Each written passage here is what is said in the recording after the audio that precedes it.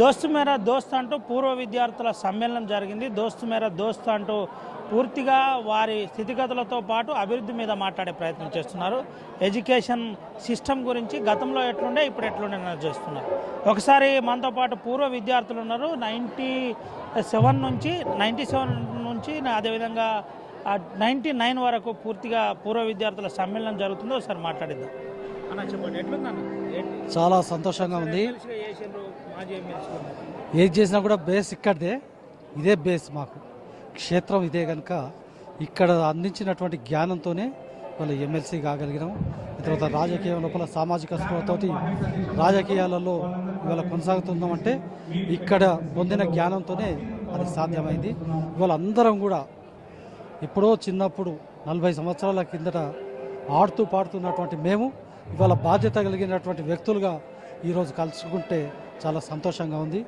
మరి దాంట్లో భాగంగా మా కాలేజీ విద్యార్థి ప్రేమ్ సాగర్ రావు గారు ఎమ్మెల్యేగా ఎన్నిక కావడం, ఆయనకు కూడా ఇవాళ సన్మానించుకునే కార్యక్రమం ఉన్న సందర్భం లోపల అందరం ఒకటై ఇక్కడ అందరం కూడా కలిసి సంతోషంగా ఇవాళ పాల్పంచుకోవడం జరుగుతుంది.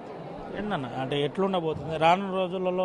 మీరు ఆదర్శంగా ఉండబోతున్నారా? మీ బ్యాచ్ ఏదైతే సీరియస్గా ఇప్పటికే గతంలో ఉన్న మీరు చదివిన స్కూళ్ళ మీద కాలేజీల మీద పూర్తి ఫోకస్ చేసి అభివృద్ధి కోసం డెఫినెట్గా ఆదర్శంగా ఉండబోతున్నాం. ఎందుకంటే ప్రభుత్వ స్కూళ్ళు కావచ్చు, లేకుంటే ప్రభుత్వ కళాశాలలు కావచ్చు, వీటిని ఎంకరేజ్ చేయాలి.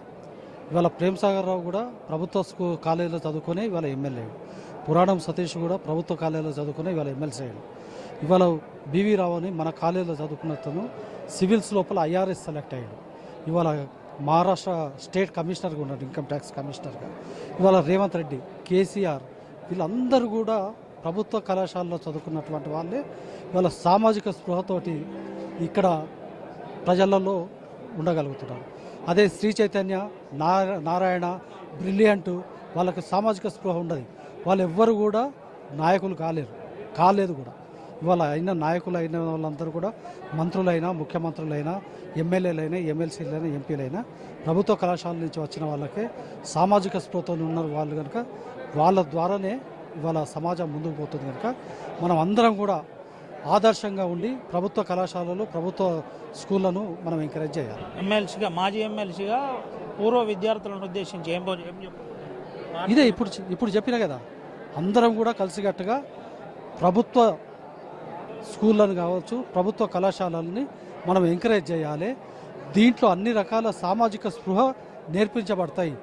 బట్టి వ్యవస్థ కాకుండా బట్టి ఒక్క ఉద్యోగానికే పనికొచ్చే విధంగా కాకుండా ఉద్యోగం లేకున్నా కూడా బ్రతికే శక్తి ఇవాళ ప్రభుత్వ స్కూళ్ళల్లో, ప్రభుత్వ కళాశాలల్లో ఇస్తుంది. కనుక ప్రభుత్వ స్కూళ్ళను, ప్రభుత్వ కళాశాలలను ఎంకరేజ్ చేయాల్సిందిగా నా తోటి విద్యార్థులందరికీ నేను వేడుకుంటున్నాను. ఇది పరిస్థితి. మరికొంతమందితో మాట్లాడతాం. సార్ ఎట్లుంది సార్? చాలా బాగుంది. ఇన్ని సంవత్సరాల నుంచి కలిసినందుకు ఎంతో ఉత్సాహంగా ఉంది. మేము కూడా గవర్నమెంట్ స్కూల్లోనే, గవర్నమెంట్ కాలేజీలో చదువుకున్నాము. మరి రాబోయే రోజుల్లో కూడా ప్రైవేట్ కాకుండా గవర్నమెంట్ స్కూల్, గవర్నమెంట్ కాలేజ్ చదివే స్కూళ్ళను బాగుపరచాలి, మంచి చదువుకోవాలి, ఇంకా పైకి వెళ్ళాలి. ఇది పరిస్థితి. పూర్వ విద్యార్థులందరూ ఒక తాటిపై రావాలి. ముఖ్యంగా గవర్నమెంట్ స్కూల్స్ ఏదైతే ఉన్నదో వాటిని మర్చిపోకుండా ఆదరించే విధంగా చూడాలని చెబుతున్న పరిస్థితి కనబడుతుంది. కేవలం సుమంతరావు, అవినాయక్, RTV, ఆదిలాబాద్. మరిన్ని వీడియోస్ కోసం ఛానల్ ని సబ్స్క్రైబ్ చేయండి. లేటెస్ట్ అప్డేట్స్ కోసం వాట్సాప్ ఛానల్ ని ఫాలో చేయండి. అండ్ లింక్ డిస్క్రిప్షన్ లో ఉంది.